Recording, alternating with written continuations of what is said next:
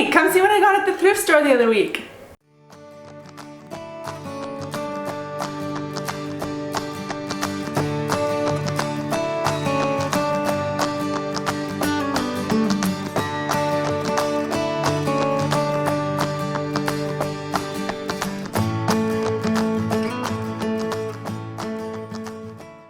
Hey guys, welcome back. I am Kate and this is Sewing from Scratch, where I teach you everything I know and we learn more together along the way. So when you guys see this, it'll be a little while ago that I was at the thrift store, but I wanted to show you what I scored because pretty exciting stuff. So I'm going to go over the patterns first. I ended up getting 11 patterns, and I've actually never bought patterns from the thrift store before, simply because I didn't have the time to like go through and make sure all the pieces were there and the instructions and everything else. But this time I had a little bit of time, so I spent that time and I looked through pretty quickly, and the things that I looked for were, first of all, brand new patterns. If I could find brand new patterns that hadn't been cut, then I was all for that, and I did find a couple, I think, that are brand new.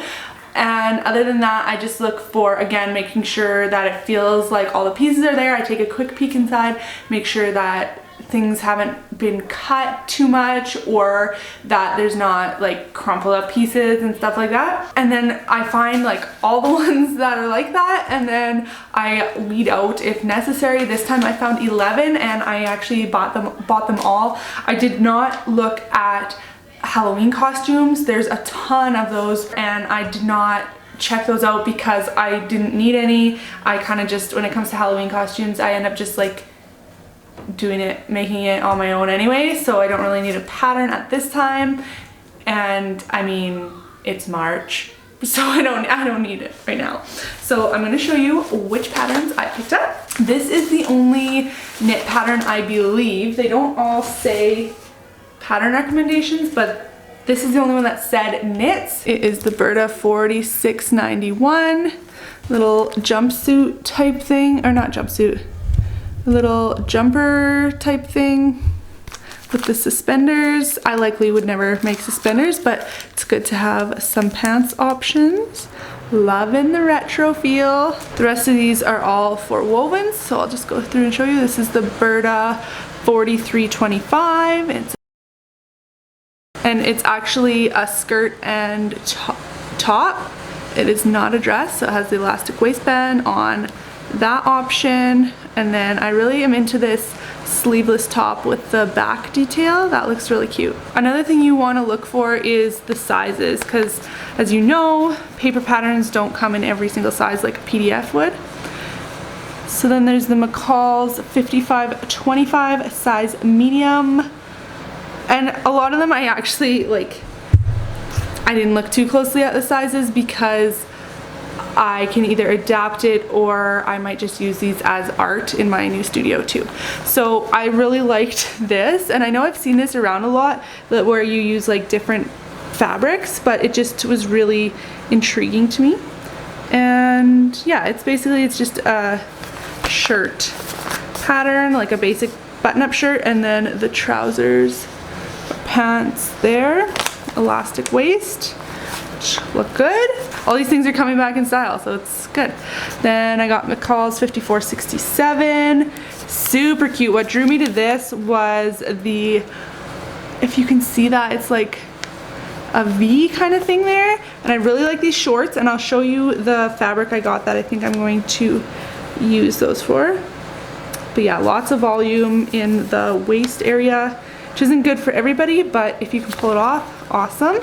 And this is size 16, so it likely will be too big on me, but I'm going to definitely use that waistband idea and either make this smaller, grade it down, or hack into a different one. And this actually comes with the unlined jacket, top, skirt, and pants in 2 lengths. So, I mean, for 99 cents, you guys, look at all those patterns I got. And then there's the Berta 4718. And this is the short sleeve shirt or the long sleeve with the cuffs. Again, the two-tone there is cool. There's the Berta 5085 t-shirt, dolman style t-shirt, but it's like a button-up. And then it also has the culottes on it.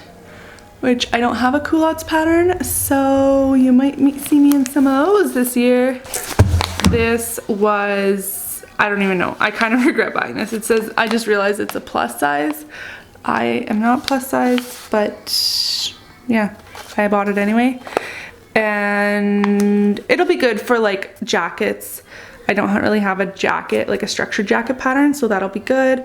And for tailored pants as well. Anyway, so yeah, there's the tailored jacket, A and B version and C, and then the dress pant as well. I think this is the only butterick pattern I got, and it is 6526. And it's this really cute dress. It says fast and easy, so you'll probably see me in that. And then it also has the little cardigan cover-up jacket thing as well. There. And this one does say that it's for wovens, so I'm actually really looking forward to making something along those lines this spring. And I found this kids pattern, which I don't think has ever been opened. And it is the Berta 7919. And I've been thinking of making my little guy some corduroy overalls anyway, so this was perfect.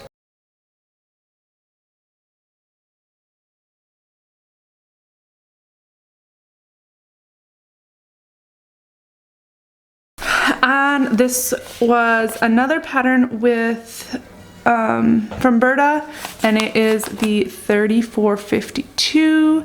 Again, this one might be a little big for me, being the 36, but we will see when we get into it. It has the tank top, the skirt, and then the 2 shirt lengths here, which I'm really looking forward to doing a shirt dress. Probably see me in a few of those this spring and summer. The last pattern I got, and the only Vogue pattern, is this Vogue Career Tamatsu, and it says it's a very easy pattern. And I'm looking forward to having some woven tank tops in my wardrobe. And I also really like the collar on this button up as well. And the basic top has this cute detail on the neckline there too, which I think will be really fun. Okay, so that's the patterns. Now let me show you the fabrics I found. So first up is this cotton. It's like a quilting cotton. And it is, as you can see, black and purple, kind of like paint splatter. And I was kind of disappointed when I opened it up. It was actually 2 pieces, not 1 full length. So this big piece is 1 yard and 44 inches wide. And then the smaller piece here is half a yard. So my plan was to make a top out of it, like that Vogue pattern. So I think I'll have enough, but it'll be disappointing if I don't. So it's really fun and kind of like springy summery. And the price on this, so 1.5 yards, was $2.99, so like $1.50 a yard. The other woven I got is this really lightweight, pretty sure it's cotton, woven cotton black and brown stripe, which I think will make some amazing shorts. I don't really have anything like this, so, and we spend a lot of time at the lake and out in the heat in the summer. It gets really hot here, so I plan to make some shorts out of this that'll be like super comfy. And this was 55 inches wide, 94 inches long, so works out to 2.4 meters, and it was $3.99. $4, you guys, for just over 2 meters. Insane. These are Canadian prices. And then I picked up this heavyweight knit. It's like a ponte almost, or like a heavy, yeah, it's heavier than jersey. And my gosh, there's a lot of it, but it's like this ivory color, nudie color, which I think will make some beautiful Sheridan sweaters. I know we're not in that season right now, but it's yeah, it's gonna make some nice structured things, or even maybe a pair of summer capris. We will see. And it was 60 inches wide, 85 inches long, so 2.2 meters, $4.99. $2.50, less than $2.50 a meter, which is a crazy deal for solid knits. And it's like, it's quality, it's heavy. This was probably the lowest quality stuff I got, and it's like a jersey knit, and it's the kind that comes in the tube. I don't know, you guys can't see. It's like sealed on the two sides, so it doesn't actually have selvage. And it's lightweight, slightly ribbed, I guess. Not really ribbed at all. But it'll be good for beanies or lightweight tank tops. Not a great recovery on it, but I thought it would be great to have in my stash. And it was 47 inches long, which is what, just over a meter, and it was $2.99. I love when I can score fabrics at the thrift store because it means more fabric isn't getting made, and I'm all about sustainability, so I've kind of switched to that principle. I mean, there are things I buy, of course, because I am human and I fall in love with fabrics that I see. Blackbird Fabrics, you guys are awful with this. Have you guys followed Blackbird Fabrics on Instagram? Like, honestly, their feed catches my breath. If I'm like scrolling through Instagram, which I don't really do anymore, but if I'm scrolling through Instagram and Blackbird Fabrics has a post, I stop my scroll and I look at that and I read it, and it's just, their fabrics are gorgeous and their photography is gorgeous for fabric. Could you imagine? Maybe I'm just weird. I don't know. Leave me a comment. Do you guys get all jittery about fabric as well? Anyway, my point is, I like buying it at the thrift store because it means more fabric isn't getting made. You could also buy dead stock fabric, you know, things like that.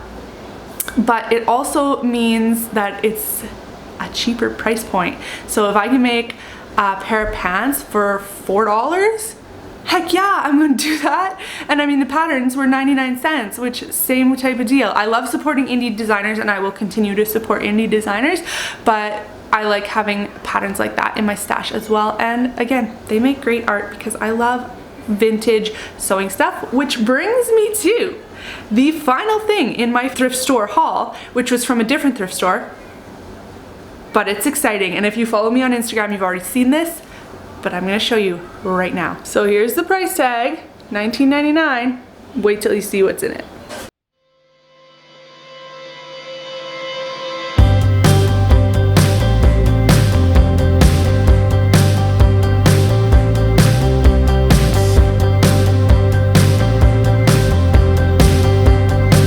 It is a vintage white sewing machine. Of course, called her Betty, how could you not? And it actually works. I had it plugged in last night. It has this funky foot pedal, which, as you know, is like backwards from what we have nowadays. And the electrical outlet is actually kind of interesting. It has something like this, so you would plug your light in here. Unfortunately, it is missing the light, but you would plug your light in there, and then the motor plug like this goes in here, and then you plug it in as normal. And the wiring, I mean, nothing is nicked or anything. It actually doesn't have much wear on the wiring. The foot pedal has been used, so you can see, which is a good sign. So when you push it, you guys see it's working there. I don't know, I somehow have the bobbin. So there, I've got it running.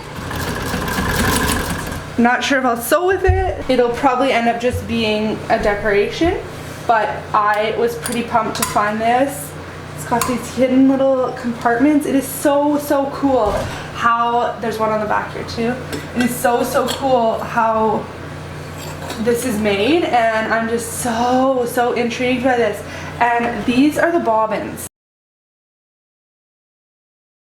Right here looks like the bobbin winder, so you would put this in here somehow, and then, I mean, I haven't played with this at all, but you would thread it and then wind it somehow. I don't think it's by hand because it can connect to the wheel here too. The belt is in rough shape, really rough shape. It's about to break. But yeah, this opens up down here. So this would have been like a storage compartment, I'm assuming. And just a way to access all of the function, all of the mechanics of it. Yeah, very cool. It's very heavy. So if I do decide to display it, well, I just broke the needle by pushing on it. Oops. But if we do decide to display it, I'll need a serious shelf to hold this. But yeah, I am super, super into this. It is very, very cool. I love all kinds of vintage stuff. But of course, sewing machines kind of take the cake. Yeah, I am in love with it. The bottom plate here says precision built deluxe sewing machine. And I actually had a machine. It was not like this, it was newer, but still vintage. And it was a Ford Deluxe, and I sold it when we moved, and I really, really regret it. I wish I still had that machine, but I think collecting vintage machines might be my new thing. I've never had a collection because I've always honestly thought collections were kind of like hoarding, but this might be my thing. Might be. I'm not sure what the reverse is. Maybe there's not reverse. I don't know. I'm gonna have to do some research. Leave me some comments below if you know anything about this machine, or if you have any resources that I could contact. I'd really appreciate it. Next time my grandma comes over, I'll have to pick her brain too. Okay, so I got the bobbin case out. So yeah, those are definitely the bobbins. This is a bobbin case. Oh my goodness, this is so cool. So they mimicked like a spool of thread. When bobbin, I mean, I'm assuming this is one of the first bobbins. I don't know the year on this. I'm gonna have to do some serious research, but very, very cool. And yeah, I can't wait till my grandma comes over and maybe her mom or someone had something similar to this. Maybe she's even sewn on something like this. So thank you so much for watching me gush about Betty. Make sure to hit that subscribe button and leave me some comments down below if you know anything about this machine, or if you know where I can find out more information about this machine. And have a great day, guys. Catch you in the next video. Bye.